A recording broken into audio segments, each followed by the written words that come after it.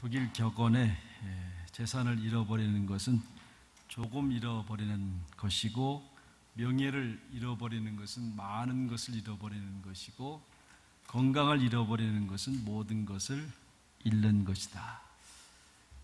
다 아시겠죠, 그렇죠? 다 알면서도 잘 실천이 안 되는 게, 지키기 어려운 게 건강이 아닌가 생각이 됩니다. 점점 건강에 대해서 관심들이 많이 있지 않습니까? 그래서 올게닉 마켓이 점점 잘 되고 있고, 특별히 지금 플라스틱 문제가 아주 심각하게 이제 대두되고 있지 않습니까? 그 전까지는 플라스틱 문제가 그렇게 인간에게 크게 해를 준다고 생각하지 않았는데, 편리성에 비해서 이제 지금은 너무 많은 소비를 하기 때문에 결국 이제 그것이 인간한테 점점 이제 피해가 오고 있다는 것을 보게 됩니다.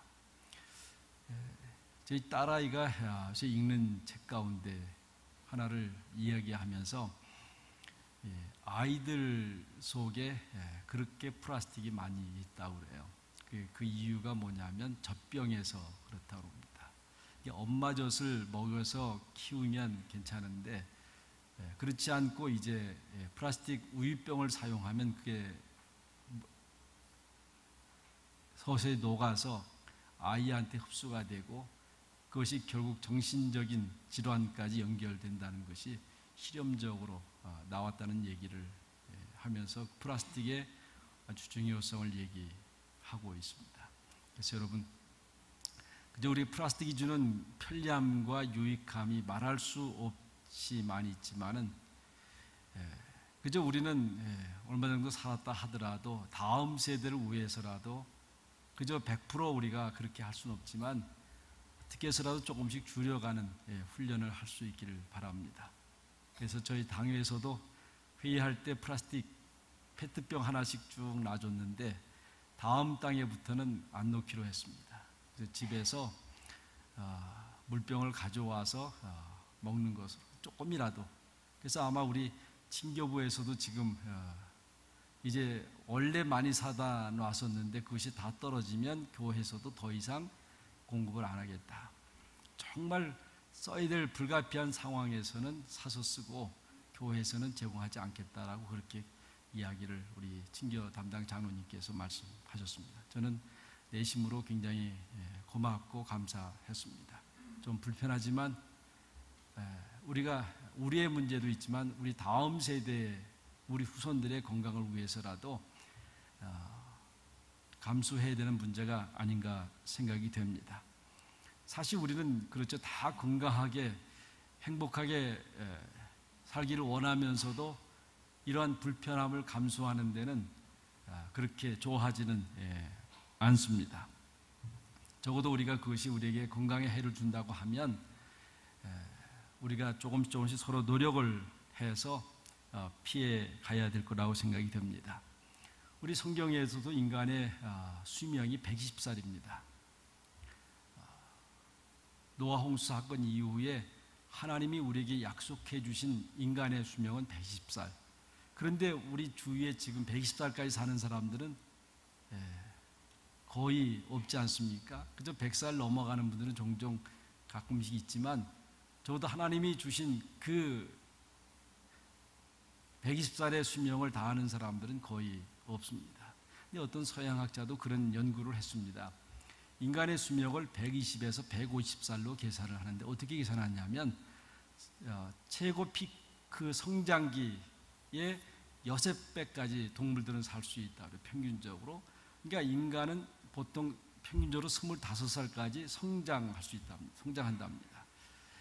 물론 사람에 따라 좀 줄을 수도 있고 많을 수도 있지만 평균적으로 25살에 6을 곱하면 대개 120살에서 150살 정도 살아간다고 그러지 않습니까? 근데 우리는 그렇지 않으니까 그저 우리 스스로 하는 말은 우리의 생명은 하늘에 달렸다, 하나님의 손에 달렸다, 그렇게 이야기를 하는데, 성경을 보면 그렇지는 않습니다. 창세기 우리 2장에 보면 하나님께서 에덴 동산에서 선악과를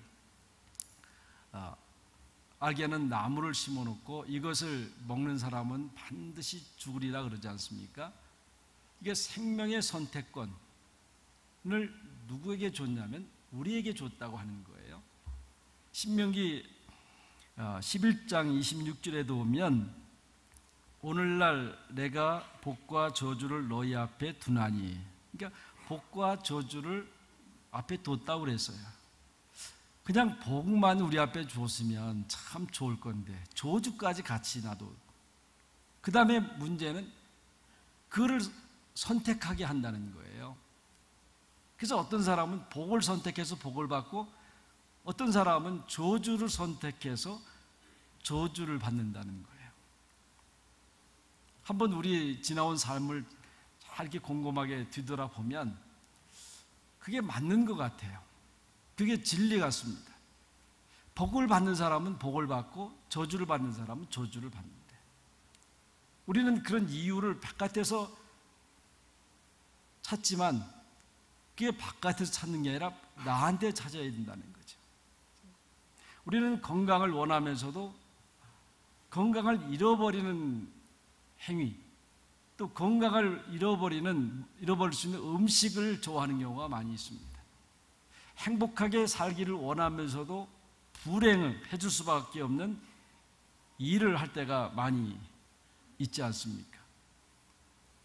저도 모르게 그럴 때가 많이 있고, 또 사람들을 만날 때마다 이렇게 하면 분명히 잘못되는데, 이렇게 하면 잘못되는데, 그러나 그걸 또 쉽게 얘기할 수 없는 그런 답답함이 있는 거죠. 여러분, 하나님의 뜻은 어디에 있다고 생각하십니까? 비록 복과 저주를 앞에 놔놓고 선악과를 알게 하는 나무를 심어놓고 선택하도록 그렇게 하셨지만, 하나님의 입장에서 보는 안 따먹기를 바라는 거죠. 또 복을 선택하기를 바라는 것 아닙니까? 이게 하나님의 뜻이란 말이에요. 예수님께서 이 땅에 오셔서 하신 많은 일 가운데 하나가 병 고치는 일 아닙니까? 그 병을 많이 고쳤어요. 귀신 들린 자의 귀신을 내쫓고, 눈먼 자에게 뜨게 하시고, 절른 발을 일으켜 주시고, 혈루증 앓는 여인을 고쳐 주시고, 그저 만날 때마다 병자들을 고쳐 주셨습니다. 그런데 우리가 이 사건을 보면서 단지 병을 고쳤다라고 하는 그런 초보적인 것보다는 더 근본적인 것을 보면 왜 고쳐주셨을까? 그것은 사람이 건강하게 살기를 바라는 거예요. 사람이 행복하기를 바라는 거예요. 하나님의 뜻은 거기에 있습니다. 한 번은 혈루증 앓는 여인이 그 많은 사람을 밀치고 어떻게 해서라도 옷자락이라도 만지면 낫겠다는 그 믿음을 가지고 나와서 옷자락을 만지지 않습니까? 예수님이 그걸 감지를 하시고 내 믿음이 너를 구원했다, 평안히 가라, 그렇게 얘기해요. 내 믿음이 너를 구원했다. 근데 구원이라고 하는 말은 우리는 일반적으로는 예수 믿고 천국 가는 것만 생각해요. 근데 이 구원이라고 하는 단어는 성경에 여러 가지로 쓰게 됩니다. 여기서 쓰인 거는 건강의 회복이에요. 즉 병든 사람이 병이 나은 것도 구원입니다. 또 삐뚤어진 잘못된 의식이 온전한 인격으로 바뀌는 것도 구원이에요. 그리고 우리가 하나님의 자녀가 되는 것도 구원입니다. 그래서 하나님이 우리 사람을 볼 때에는 어느 한편 단순히 예수 믿고 구원받아 천국 가는 것 그 하나로 끝나는 것이 아니라 이 땅에 살면서 건강하게 살기를 원하고 행복하게 살기를 원하는 거예요. 저는 그래서 이렇게 목회하면서도 막 인상 쓰고 신경질 내고 일하는 걸 원치 않아요.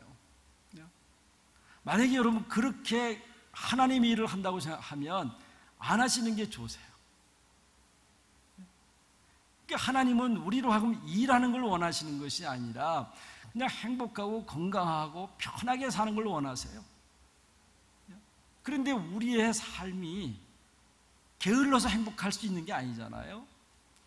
그저 호랑방탕하고 해서 행복한 게 아니잖아요. 뭔가 의미 있는 일을 할 때 행복하기 때문에 그래서 우리가 그렇게 살아가는 것뿐이죠. 만약에 우리가 어떤 일을 해서 행복하지 않는다고 하면 그것은 할 필요가 없는 거죠. 그래서 여기서 구원이라고 하는 말은 건강을 얘기해 주고 있습니다. 우리 캘거리가 지금은 잘 모르겠는데 살기 좋은 도시에서 늘 상위권에 들지 않았습니까? 근데 대개 그게 뭐겠어요? 그래서 건강을 유지하는 비결 8가지라는 게 있어요. 그게 뭐냐면 좋은 공기, 또 깨끗한 물, 밝은 햇빛. 이걸 우리 캘거리가 아주 자랑할 수 있는 것 아닙니까? 근데 그 다음부터 이민자들에게 문제가 되는 거예요. 적절한 휴식. 근데 이게 잘 안 되는 거지, 이민자들한테는. 일주일 내내 가게 문을 열어야 되고 일을 열어야 되고, 가끔씩 제가 우리 성도들한테 가슴 아픈 게 있어요. 어떤 비즈니스를 시작했을 때 먼저 사람 8시부터 10시까지 열었는데 목사님 저는 1시간씩 앞당겨서 열고 1시간 늦추 열고, 그 마음은 이해할 수 있어요. 그죠? 어떻게 해서라도 더 벌어서 조금 마음의 안정도 찾고 그러고 싶기 때문에. 그런데 문제는 그게 건강을 계속해서 유지해 가기가 어려운 거지요. 독일에서 한 해 그걸 저 끝까지 못했어요. 제가 6년 반 일하면서 거긴 휴가가 7주 정도 줘요. 공식적인 휴가가 7주를 줘요. 근데 한국 목사는 저 같은 경우는 한국에서 그저 열흘 정도, 한 주 끼고 한 열흘 정도 받았으니까, 그리고 제가 한 달이면 한 6,000km를 운전을 하고 다녀요. 많은 독일께서 계속 경고장을 보내요. 휴가가 누적되면 2년까지 연장이 돼요.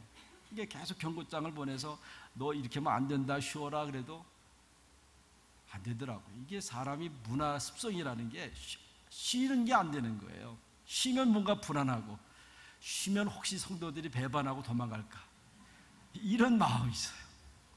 이게 적절한 휴식이라는 게 안 되는 거죠. 이게 이민자들, 외국에 나와 살아가는 사람들이 가지고 있는 하나의 스트레스라고도 할 수 있을 거예요. 또 알맞은 운동, 적당한 운동하는 거죠. 또 여기 자연식이라고 하는 말을 했어요. 나중에도 그런 얘기하지만 자연식, 이 자연과 함께 호흡을 하는 거죠. 그러니까 인공적인 음식보다는 자연적인 음식이 훨씬 더 좋다는 거예요. 그리고 절제하는 것, 이것도 사실 그렇게 쉬운 게 아니잖아요. 마음을 절제하고, 그렇죠? 이런 것들. 그 다음에 마지막이 종교 신앙의 문제예요. 신앙이 있는 사람들이 훨씬 더 통계학적으로 건강하게 오래 산다는 거예요. 그렇죠? 그러니까 여러분들은 그만큼 메리트 있는 거예요. 신앙하셨다고 하는 것. 그렇죠? 이게 모두 다가 그런 거지만 평균적으로 그런 거죠. 근데 지금 여러분, 사람이 죽는 걸 쭉 보면 되게 과거는 전쟁으로 사람이 많이 죽었는데 그 다음에 보면 교통사고로도 많이 죽어요. 그런데 제일 사람을 많이 죽게 하는 원인이 하나가 뭐냐면 스트레스라는 거예요. 스트레스가 사람을 죽게 하는 가장 큰 원인이라고 하는 거죠. 근데 저는 그런 생각해요. 누구든지 다 스트레스 받잖아요. 사람과의 관계 속에서, 사업하면서, 직장에서 다 스트레스 받는데 그거 어디서 푸냐이죠. 근데 예수 믿는 사람은 풀 데가 하나 있어요. 하나님 앞에 푸는 거예요. 시집온 며느리가 시댁에서 받은 스트레스 어디 가서 풀어요? 자기 친정어머니 같아서 그냥 다 풀어놓잖아요. 그러고 나오면 시원해요. 이게 여러분, 지혜가 있는 남편들은 가끔씩 친정에 보내야 돼요. 그래 편한 거예요. 왜냐하면 그게 하나님의 은혜 아니에요. 우리는 하나님 앞에서 푸는 거예요. 저도 가끔씩 막 하나님 앞에 떼거지 쓰고 기도할 때가 있어요. 하나님 왜 이러시는 겁니까?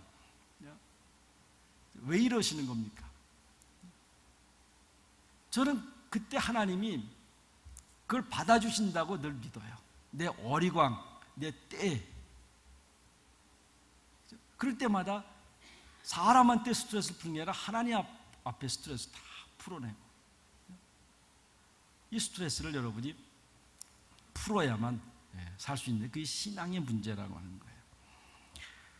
다시 한번 더 생각해보면 하나님은 창조할 때, 사람을 창조할 때 충분하게 건강하도록 창조하셨습니다.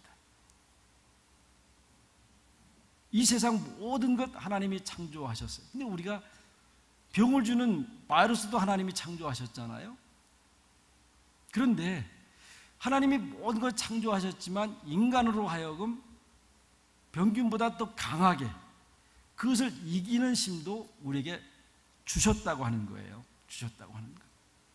우리가 쉽게 그 예를 암세포에서 말하는 거 아니에요? 모든 사람이 암세포를 가졌는데 어떤 순간에 강한 충격에 의해서 그 세포가 과번식함으로 해서 이제 암 환자가 된다 그러지 말하고 있지 않습니까? 그런데 그 강한 충격, 그것으로 인해서 오는 불안, 근심, 걱정, 결국 마음의 평안을 하지 못하면 육체의 건강도 무너지게 되어 있는 것입니다. 그래서 우리가 이 건강한 정신을 가져야 돼요. 그렇죠? 강한 마음을 가져야만 건강한 육체도 가질 수 있는 거예요. 근데 마음이 무너지면 결국 육체도 무너지는 거 아니에요? 그런데 그 건강한 정신이 어디서 와요? 그거는 건강한 영혼에서 오는 거예요. 그 건강한 영혼이라고 하는 것은 하나님과의 바른 관계를 가져야 돼요. 여러분 혹이라도 사람과의 관계 속에서 혹시 좀 어려움이 있더라도 하나님과의 관계를 먼저 제대로 가지시면요, 사람과의 관계는 다 풀어져요. 근데 우리가 사람과의 관계가 잘 안 될 때 그거를 풀어내려고 몸부림치고 애를 써도 근본적으로 풀리지 않습니다. 그런 때는 하나님 앞에 엎드려서 하나님과 관계를 먼저 가져야 돼요. 하나님, 도대체 내가 하나님과의 사이에 뭐가 문제입니까? 그걸 묻고 그것을 알고 깨닫고 그 문제를 해결하고 난 다음에, 여러분, 그러면요 사람의 관계는 자연스럽게 풀어질 수 있습니다. 그래서 이 건강한 영혼이죠. 여러분 때로 그런 경험하지 않아요? 찬송 부르다가 막 가슴이 뜨거워서 눈물을 막 주체 없이 나와요. 저도 가끔 창피할 때가 있어요. 앞에서 이렇게 예배 사이에 앉아 있는데 가끔 막 콧물도 나고 눈물도 나올 때가 있어요. 손수건 찾아봐도 손수건이 없어서 그냥 씩씩대고 있다가 올라오기도 하는데요. 근데 가슴이 뜨거워요. 말씀을 읽을 때, 성경을 적실 때도 있고요, 찬송을 부를 때, 그럴 때요 막 가슴 뜨겁고, 그때 내 속에 있는 더러운 것들이 다 씻겨가는 느낌이 들어요. 저는 그때 나쁜 병균도 죽는다고 그렇게 믿어요. 여러분, 그런 게 있어야 되지 않습니까? 그러니까 적어도 예수를 믿고 하나님을 만날 때 그런 감격, 충만한 기쁨이 있을 때 영혼이 건강해지고 육체도 치유받게 되는 것입니다. 우리가 옛날에 늘 그런 얘기했어요. 죄송하지만 고아원에서 자란 아이와 건강한 가정에서 자란 아이가 다르다. 건강한 가정에서 자란 아이는 병치료를 많이 하지 않는데 고아원에서 자란 아이는 병치료를 많이 한다. 그거 아주 많이 들었어요. 근데 그거 이유가 있는 거잖아요. 여러분, 고아원에서 정말 잘하는 양부모가 있다고 할지라도, 선생이 있다 할지라도 부모가 자식에게 주는 사랑만큼 하겠어요? 저는 아무리 정말 온심을 다해도 부모가 자기 자식한테 주는 사랑만큼 따라가기 힘들다고 생각이 돼요. 그러니까 사랑을 많이 받고 자란 아이는 능히 건강해서 이길 수 있는 힘이 많지만 사랑을 많이 받지 못하고 자란 아이들은 그만큼 면역력이 떨어질 수 있다는 거예요. 이제 오늘 보면 뼈에 대한 것을 가르쳐 주잖아요. 저는 이게 참 대단해요. 2000년 전에 이 시편 기자가 어떻게 이것을 알았을까? 임상시험도 한 것도 아니고 해부학심도 한 것도 아닐 건데 어떻게 뼈에 대한 얘기를 이렇게 잘할 수 있었을까? 여러분, 우리가 아는 대로 척추뼈라고 하는 건 뭐예요? 피를 만들잖아요. 그렇죠? 피를 만들어요. 그리고 홀모를 만들고 이러. 그렇죠? 몸을 유지하는 많은 효소들을 뼈에서 상실한다고 그러잖아요. 그래서 여러분 카이로프라틱 하면 그잖아요. 모든 병은 등뼈에서 그래서 등뼈를 새로 맞추는 작업을 하잖아요. 그러면 건강이 회복될 수 있다. 그만큼 등뼈가 중요한데 2000전에 그 얘기를 한 거 아닙니까? 그래서 이 척추라고 하는 게 힘의 근원이에요. 힘의 근원이에요.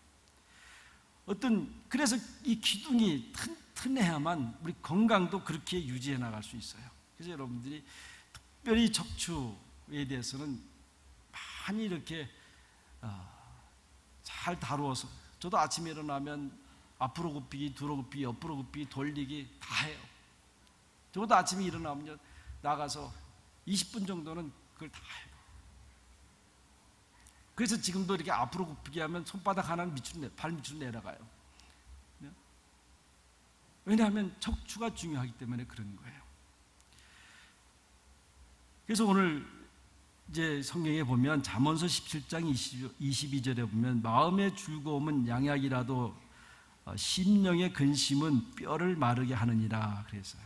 마음의 즐거움.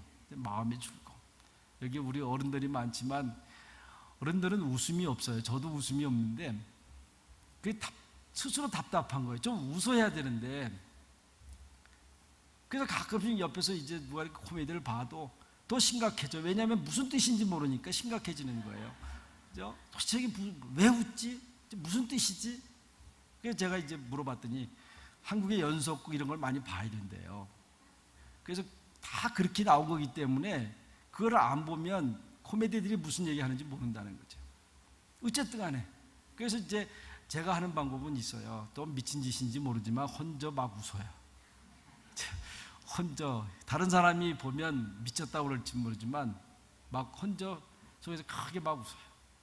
그러면 나도 모르게 마음이 풀어져요. 편해져요. 여러분 그렇게 웃을 일이 없으면 의도적으로라도 하루에 3번씩 웃으시기 바랍니다. 깔깔대고 웃으세요. 입 크게 벌리고 막 웃으시면요, 여기 마음의 즐거움은 양약이다. 그죠? 그러면 한 10년은 더 살지 모르겠어요. 그러나 근심은 뼈를 마르게 하느니라 그렇게 말씀하고 있습니다. 이 말이 저는 실제적인 말 아닙니까? 실제로 의학적으로도 뼈에서 칼슘이 빠져나가는데 그때가 언제냐면 걱정, 근심이 많을 때라고 그래요. 걱정, 근심이 많을 때 칼슘이 빠져나가서 그 결과로 나타나는 게 골다공증 아닙니까? 그 잠언서 14장 30절에 보면 평온한 마음은 육신의 생명이나 그랬어요. 평온한 마음은 육신의 생명인데 거기 계속해서 보면 시기는 뼈의 썩음이라. 이 말 듣고 여러분 시기할 마음 생기겠어요? 뼈가 썩는데요. 뼈가 썩어. 제가 우리 작은할아버지 후두암 수술할 때 그 전에 담배를 하도 피셔갖고 할아버지 다른 사람들이 괴로워요. 담배 좀 그만 피세요. 근데 자기는 담배를 피는 즐거움을 벗어나면 사는 게 아니다. 그 어른이 그러니 뭐라 그러겠어요. 근데 딱 후두암에 걸렸어요. 할아버지 담배 더 이상 피시면 죽습니다.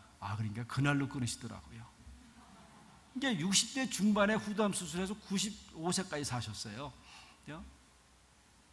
여러분 뼈가 썩는데 계속해서 시기하고 질투하고 살아갈 거예요. 그죠? 하고 싶어도 하지 마세요. 뼈가 썩는 거예요. 그죠? 그리고 시기하고 질투하는 마음이 있으면 마음에 평안도 없잖아요. 그렇게 하면 생명이라고 말씀했는데, 그러니까 우리는 용서를 해야 되는 이유가 바로 거기 있는 거예요. 화해해야 되는 이유가 거기 있는 거예요. 그리고 미워할 그런 말은 하지 마시고요. 격려하고 그런 말을 하고 용기를 주는 말을 하고. 이게 오늘 본문 30절에 보면 눈에 밝은 것은 마음을 기쁘게 하고, 그렇죠? 좋은 기별은 뼈를 윤택하게 하느니라. 좋은 기별을 했는데 굿뉴스예요. 굿뉴스. 이건 뭐 설명하지 않더라도 알잖아요. 눈에 밝은 것은 무슨 얘기입니까? 이거는 좋은 소식을 들을 때 사람은 눈을 크게 떠요. 무슨 얘기지? 기대하는 마음이 있잖아요. 눈이 바짝바짝 빛나는 거예요. 기대하는 마음. 그죠? 우리는 다 좋은 소식 듣기를 바라요. 그 듣는 순간에 눈이 바짝바짝해요. 그래서 빛이 나는데 이게 성경에서는 어떤 단어로 쓰냐면 넉넉하다는 단어. 넉넉하다. 부족함이 없다. 마음이 좁아지고 눈이 좁아지고 듣는 귀가 좁아지면 건강을 잃어가는 징조로 하셔야 돼. 내 마음이 좁아지는 것. 또 듣는 귀가 좁아지는 것. 내가 듣고 싶은 말만 들어요. 내가 보고 싶은 것만 보고. 그러면 벌써 건강을 점점점 잃어가는 거예요. 우리는 눈을 바짝바짝 뜨세요. 좋은 소식을 기대하고. 그러면 말해주는 사람은 어떤 일이에요? 좋은 소식을 전해줘야 되잖아요. 정말 그 좋은 소식을 전해주는 그런 사람이 되는 거예요. 그래서 마틴 루터는 이런 얘기를 해요. 성경에서 가장 좋은 처방전은 요한복음 3장 16절이다. 다 알잖아요. 하나님은 세상을 이처럼 사랑했어요. 하나님이 당신을 사랑했습니다. 제가 아침에 이 설교를 묵상하면서 바깥에 나가서 소리 질렀어요. 하나님 사랑이십니다. 그러죠. 하나님 사랑이십니다. 하나님 나를 사랑하십니다. 감사합니다. 그거 몇 번 하고 나니까요. 속이 얼마나 후련한지 몰라요. 하나님이 나를 사랑한다는 그 말 한마디가 얼마나 좋은 말인지 몰라요. 여러분 빈소리라도 누가 사람들이 얘기할 때 하나님은 당신을 정말 사랑하세요. 상대방이 믿거나 말거나요. 하나님은 당신을 사랑하세요.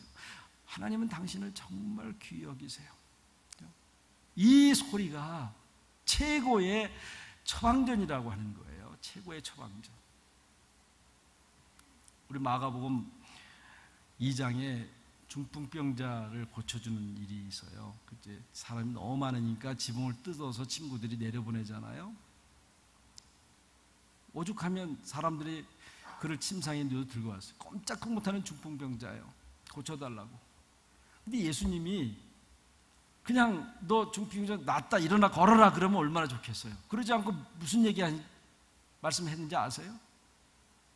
네 죄 사함을 받았느니라 그랬어요. 네 죄 사함을 받았느니라. 도대체 무슨 뜻인지 다른 사람들은 모르는 거예요. 그런데 이 환자는 그 소리를 듣고 어떻게 했어요? 벌떡 일어났잖아요. 이 병의 문제가 아니라 그동안 살아오면서 죄의 문제가 가슴에 꽉 쌓여서 어떻게 보면 그게 원인이 돼서 중풍병이 걸렸는지도 몰라요. 그러니까 네 속에 쌓이는 모든 죄가 용서받았다 그러니까 마음이 다 열리는 거예요. 너무너무 기분이 좋은 거예요. 그럴 때 너무너무 기분 좋을 때는 자기도 모르게 자기가 지금 환자인지도 모르고 일어나는 거 아니겠어요? 그러니까 이 중풍병자에게는 내가 중풍병 단지 나았다고 하는 게 기쁜 소식이 아니고요. 네가 그동안 살아오면서 쌓였던 지은 죄가 다 용서받았다고 하는 것이 가장 좋은 소식 아니에요. 가장 좋은 소식. 여러분 우리는 이걸 들려줄 수 있어야 돼요. 그런데 여기 오늘 문제가 31절부터 33절까지 좀 쭉 읽어볼 수 있기를 바라요. 문제는 이 굿 뉴스가 들릴 때 여기서는 우리는 복음을 얘기를 해요. 근데 귀의 소리가 들려질 때 믿지 않냐면 상관이 없는 거예요. 안 들으면 여러분 아무리 소리가 맺혀져도 그거를 듣지 않으면 나와는 전혀 상관이 없는 그런 생명의 역사가 없는 거예요. 여러분 우리가 예배드리면서 말씀을 읽으면서 그 말씀을 내가 듣고 믿음으로 받아들일 때 그때부터 생명의 역사가 나타나는 거지. 귀를 막고 있을까 안 들으면 그건 나와는 전혀 상관이 없습니다. 그래서 사마천이라고 하는 중국의 유명한 사가가 고칠 수 없는 5가지 병, 그런 게 있어요. 아무리 유능한 의사라도 고칠 수 없는 5가지 병을 가진 사람은 첫째가 우리가 하는 대로 교만합니다. 남의 얘기 안 듣는 거예요. 남의 얘기 안 듣는 것. 두 번째는 몸을 소홀히 여기고 재물을 즐기는 사람. 우리는 이민자로서 한번 깊이 생각해 봐야 돼요. 어떤 게 먼저인지요. 어떤 게 먼저인지. 재물이 먼저가 절대 아니라는 거예요. 몸이 먼저라고 하는 것. 세 번째는 바른 생각을 갖는 거예요. 바른 생각을 갖지 못하는 거죠. 그러니까 여러분, 우리는 태어날 때부터 아이들을 가르칠 때마다 바른 생각을 갖도록 계속해서 가르쳐 줘야 돼요. 물론 부모 입장에서도 본이 돼야 되고요. 바른 의식을 갖지 못하면 꼭 그게 척추가 휘어지는 것 같아갖고 결국 문제가 생길 때가 있는 거 아니에요? 네 번째는 이건 고전 전에서 음양오행 보이는 음양오행. 그거는 뭐냐? 음양 우주를 얘기하고 오행은 오장육부를 얘기해요. 우리의 몸. 그래서 자연하고 우리의 몸이 잘 조화가 돼야만 건강을 유지할 수 있다. 절대 이거를 역으로 가면 안 된다는 거예요. 그래서 이 자연하고 잘 조화롭게 자연과 함께 살아갈 수 있는 사람. 그래서 우리가 자연을 파괴하면 그 대가를 우리 인간이 다 받는다는 거예요. 그래서 우리가 뭘 개발을 하더라도 그걸 잘 맞게 개발을 해야 되지. 그냥 인간의 욕심과 이익만을 위해서 하다 보면 그거로 인해서 인간의 건강까지 다 잃어갈 수 있다는 거예요. 이걸 잘 조화있게 하는 거예요. 그리고 5번째는 무당과 박수의 말을 듣고 의사의 말을 믿지 않는 것. 이것도 고질병이에요. 그런 데가 있어요. 의사는 필요 없습니다. 오직 기도하면 됩니다. 여러분, 의사도 하나님이 주신 분이에요. 그 의술도 하나님이 만들어낸 거예요. 그게 종교의 문제라는 거예요. 그래서 이 교회가 건강한 교회가 되려면 바르게 해야 되는 거예요. 이 5가지요. 여러분, 우리가 살아가면서 하나님과 올바른 관계, 이게 제일 먼저인 줄 그렇게 아세요. 사람의 문제도 아니고 돈의 문제도 아니고 세상의 문제도 아니고 하나님과 나의 관계가 바로 됐느냐. 거기서 우리의 심령이 건강해지고 정신이 온전해지고 몸이 건강해야 되는 거예요. 화평의 사람이 돼요. 그럼요. 자기도 모르게 화평의 사람이 되는 거예요. 자기도 모르게 자유의 사람이 될 수 있어요. 그런 사람이 뭐예요? 자기도 건강할 뿐만 아니라 남도 건강하게 만들어줘요. 좋은 기별은 뼈를 윤택하게 아니라, 윤택이라는 말은 아까 말씀드렸지, 넉넉하다. 넉넉하다.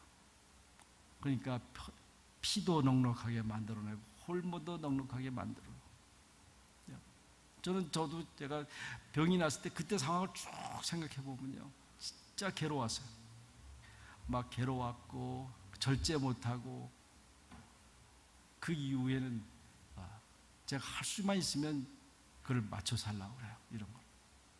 그러니까 지금도 의사한테 가면요, 당뇨 외에는 다 오케이요. 그 의사도 놀래요. 계속 3개월마다 피 검사하고 진찰하고 1년마다 하면 당신은 이제 그래요. 그죠? 근데 하면 되는 거예요. 하면. 그죠? 그래서 오늘 좋은 기별은 뼈를 윤택하게 아니라, 그런 말씀을 잘 생각하고, 정말 우리가 하나님이 약속한 120살은 혹시 살지 못하더라도 그저 우리가 맡겨준 생명에 대한 책임을 지고 끝까지 건강하게 살아갈 수 있는 우리 성도들이 되시길 바랍니다. 기도하십시다. 하나님 아버지, 고맙습니다. 그저 우리가 하나님 주신 약속의 수를 다할 때가 하지 못할 때가 많이 있지만은, 그러나 맡겨진 이 생명을 그저 우리가 최선을 다해서 잘 관리해서 복된 사람으로, 건강한 사람으로 살아갈 수 있게 하옵소서. 예수님의 이름으로 기도하옵나이다.